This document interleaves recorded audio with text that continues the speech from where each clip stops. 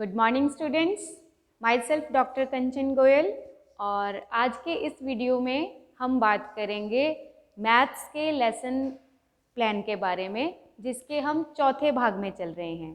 First video में हमने इसके उद्देश्य डिस्कस किए थे, फर्स्ट में 2 उद्देश्य डिस्कस किए थे, सेकंड में फिर से हमने 2 उद्देश्य डिस्कस किए थे और थर्ड में हमने प्रस्तावना के बारे में डिस्कस किया था। आज हम डिस्कस करेंगे पाठ के विकास के बारे में। देखिए, हम जब प्रस्तावना कर चुके हैं, जब हम बच्चों को अपना प्रस्ताव बच्चों के सामने रख चुके हैं, अब बच्चे हमसे जुड़ चुके हैं, अब हम आराम से जो टीचर है वो पाठ का विकास कर सकता है।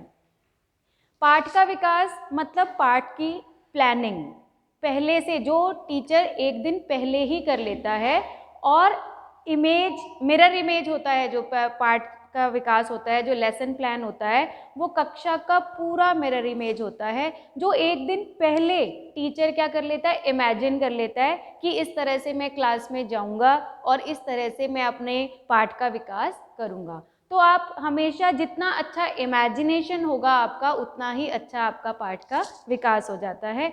तो आज मैं उस लेसन के फर्स्ट शिक्षण बिंदु को आपके साथ डिस्कस कर रही हूँ। किस तरह से करते हैं, देखिए, आपके पास जो इसके आप 4 पार्ट्स बनाते हैं। शिक्षण बिंदु मतलब टीचिंग पॉइंट, जो आप पढ़ाने जा रहे हैं। छात्र अध्यापक क्रिया मतलब छात्र अध्यापक मतलब as a teacher, student teacher आप क्या क्लास में कर रहे हैं।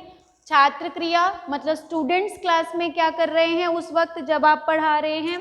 और श्यामपट्ट कार्य, मैथ्स में तो श्यामपट्ट के बिना काम चल ही नहीं सकता, तो साथ साथ में श्यामपट्ट पे क्या कार्य हो रहा है। तो सबसे पहले जो लेसन प्लान है वो किसके लिए है, टीचर के लिए है। प्लानिंग का फ़ायदा किसको होता है, ऑब्वियसली स्टूडेंट्स को होता है, लेकिन स्टूडेंट को इससे कोई मतलब नहीं होता कि आपने क्या प्लान किया है, ठीक है ना। प्लानिंग किसके लिए है, टीचर के लिए है। तो वो क्या प्लान करके आता है, जैसे आप इमेजिन करें कि मैंने क्लास में क्या पढ़ाना है, व्रत की परिधि पढ़ानी है, तो मैं एक दिन पहले इमेजिन कर रही हूँ कि मैं व्रत की परिधि के बारे में किस तरह से उनसे प्रश्न पूछूंगी और किस तरह से उसको पढ़ाऊंगी।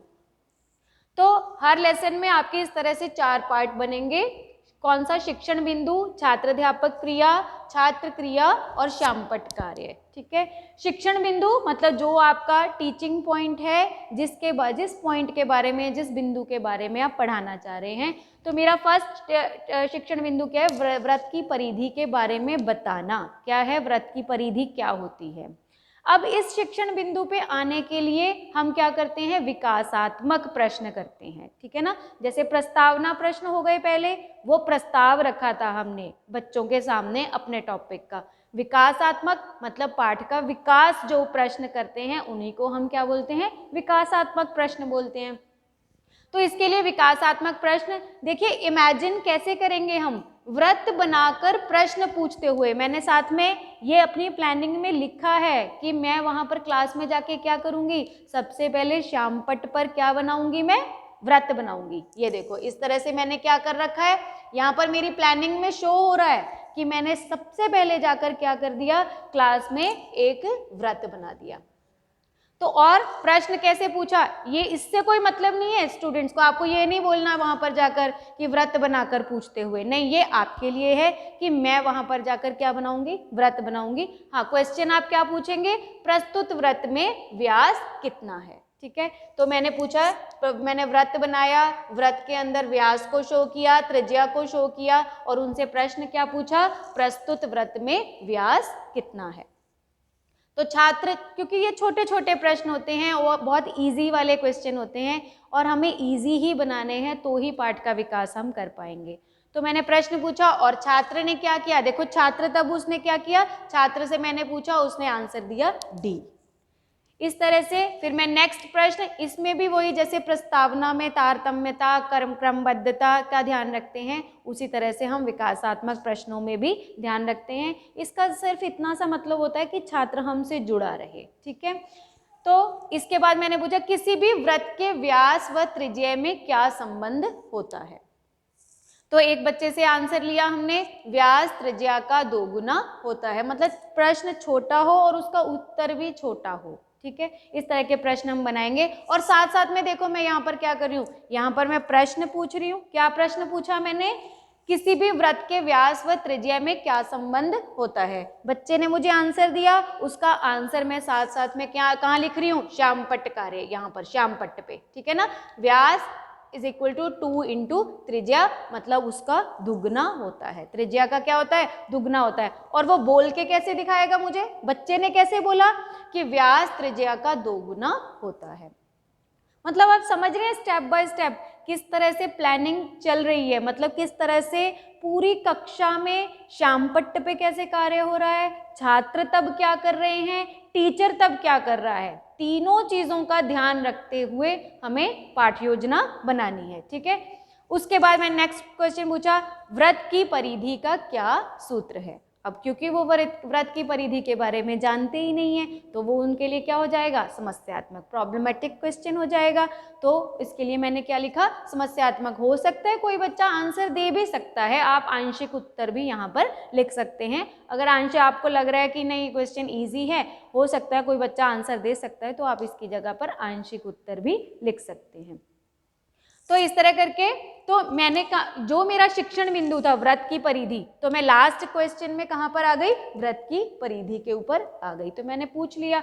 अब ये यहाँ पर प्रॉब्लम्स उनके लिए प्रॉब्लमेटिक क्वेश्चन हो गया, वो इसका आंसर नहीं दे पा रहे हैं। जैसे ही बच्चे के लिए वो समस्यात्मक होता है, वैसे ही किसकी क्या हो जाता है, छात्र अध्यापक कथन। अब जो टीचर है वो क्या करेगा, उस चीज़ की व्याख्या करेगा, उसको समझाएगा।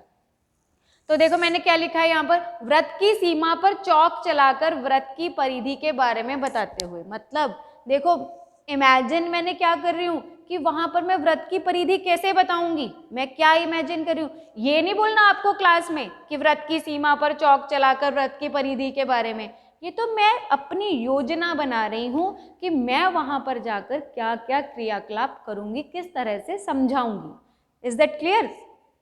तो वृत्त की सीमा पर चौक चलाकर, मतलब इस तरह से ये वृत्त बनाया था ना मैंने, इसके ऊपर मैं चौक चलाकर, मतलब मैं ये भी सोच रही हूँ, देखो छोटी छोटी चीजें भी मैं अपनी प्लानिंग में डाल रही हूँ कि मैं इस तरह से चौक चलाऊंगी उसके ऊपर और तब उनसे प्रश्न पूछूंगी।